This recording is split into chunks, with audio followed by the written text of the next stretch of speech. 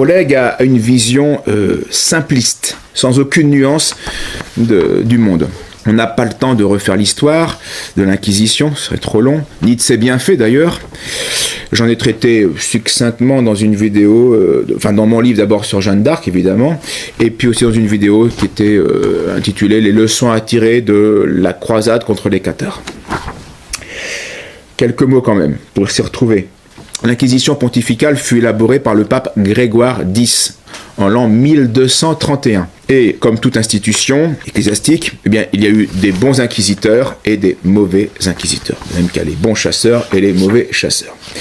Donc parmi les mauvais inquisiteurs, l'histoire a retenu eh bien, les noms de, par exemple, Conrad de Marbourg et surtout le Robert le Bougre.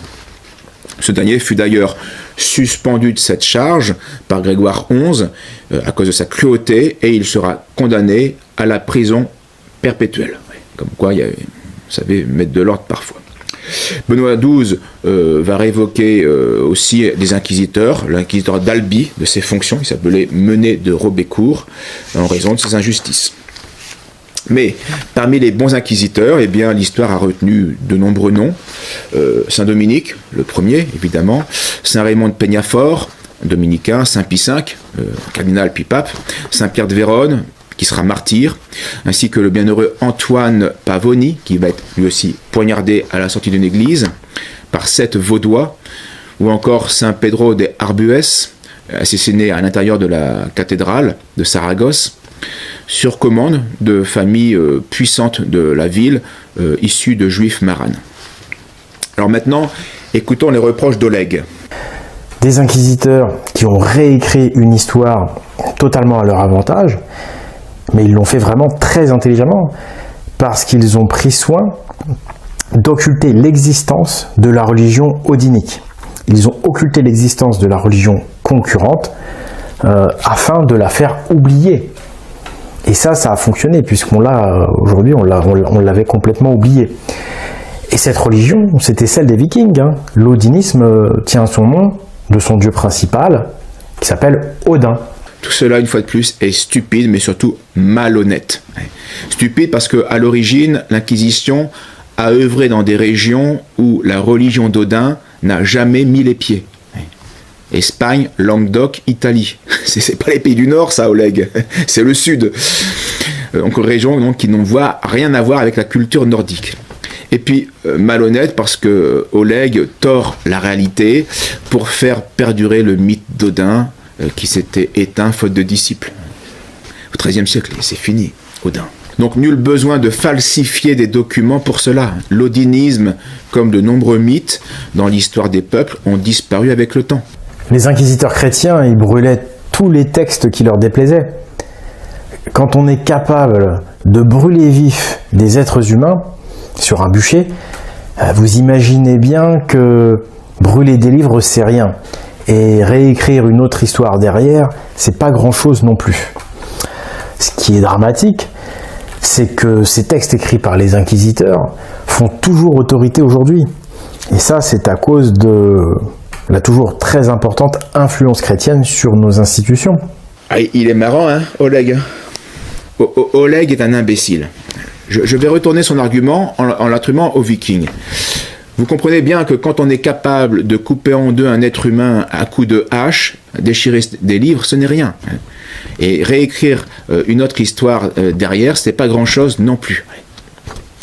Donc tous les peuples ont pratiqué la guerre, la peine de mort, et on ne peut rien déduire de ces simples faits-là. Bien sûr qu'on peut falsifier l'histoire, mais c'est pas parce qu'on fait la guerre, et la guerre est cruelle et violente, qu'on falsifie l'histoire. C'est deux choses différentes. Ensuite, quand Saint-Louis brûle des charrettes entières de Talmud devant la cathédrale de Paris, ce n'est pas pour réécrire l'histoire. C'est pour empêcher ces absurdités talmudiques de pervertir des cerveaux faibles ou malades. Et enfin, vous avez remarqué avec encore l'extrême perspicacité de notre Oleg, pour qui le pouvoir qui contrôle tout en cachette serait, eh bien, en fait, l'institution chrétienne, alors que toutes les nations chrétiennes ont apostasié depuis 200 ans. Il n'y a plus de pouvoir chrétien dans le monde, c'est fini ça. Et donc le poids chrétien est aujourd'hui proche du néant du fait de l'apostasie des masses et surtout des élites. Donc, je vous l'ai dit, le pauvre Oleg est un autiste. Il est incapable d'avoir un regard objectif sur la réalité extérieure. Alors, Oleg, rassure-toi, malgré les énormités que tu répands, tu n'aurais jamais été condamné au bûcher par l'Inquisition, parce que les inquisiteurs savaient faire la différence entre un malade et un malicieux, un autiste et un hérétique. C'est pas la même chose. Alors, Oleg compense ce qui lui manque en compétences par de l'audace. Et il en a beaucoup. Et il fait partie de ceux qui osent tout. Après les flammes du bûcher, les inquisiteurs usèrent de leurs plumes pour écrire une histoire à leur avantage. Ces textes frauduleux étaient parfois écrits un siècle après les faits. Et malgré cela, l'histoire du monde reprend pieusement ces textes écrits en faveur de l'Église.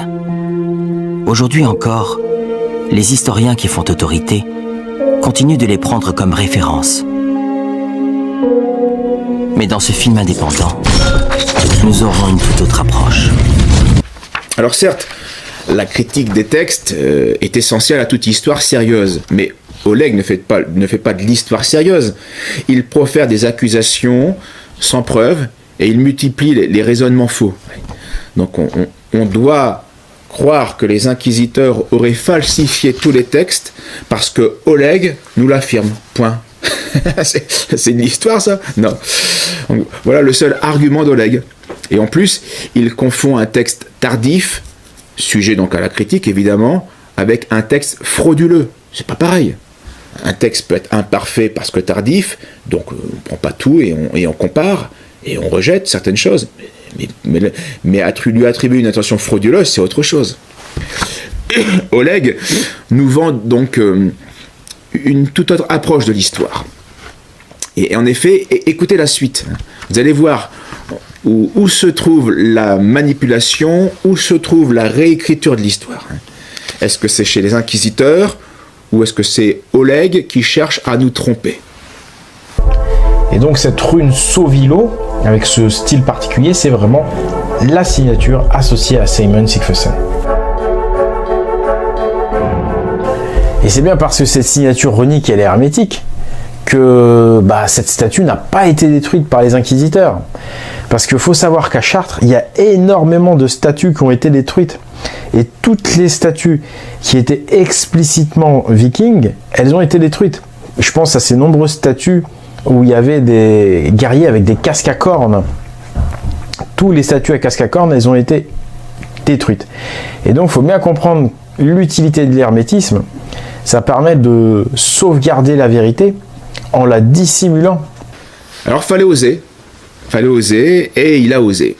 Faire porter le chapeau à l'Inquisition, alors que c'est l'iconoclasme des fanatiques protestants et de la Révolution, des révolutionnaires, qui ont défiguré toutes nos cathédrales, toute l'architecture en France. Fallait le faire, il l'a fait. J'ai du mal à croire que Oleg soit ignorant à ce point. Le vandalisme fut une œuvre antichrétienne due à des hérétiques au XVIe siècle et à des impies au XVIIIe siècle. Et en aucun cas, évidemment, une œuvre de l'Inquisition du XIIIe siècle. Comme contre un odinisme qui n'a jamais figuré sur nos cathédrales.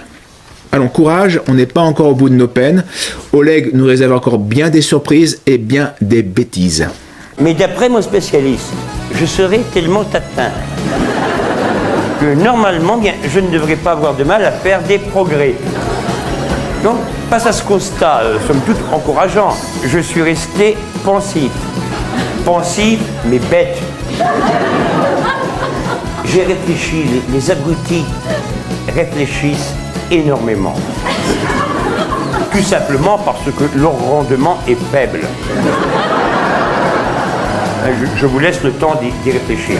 En fait, j'étais extrêmement prétentieux. Je me prenais carrément pour un médiocre, alors que j'étais nul.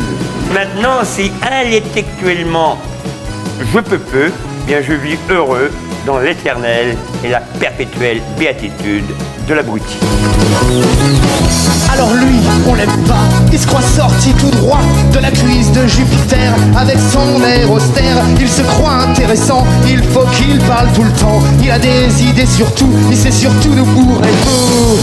Oh, oh, oh, il a tout vu, tout lu, tout entendu. Il est tellement instruit que plus personne comprend ce qu'il dit. Il a tout vu, tout lu, tout entendu. Il a même dit qu'il n'y avait pas plus modeste que lui. Personne ne peut le dépasser sur toute question cadrée.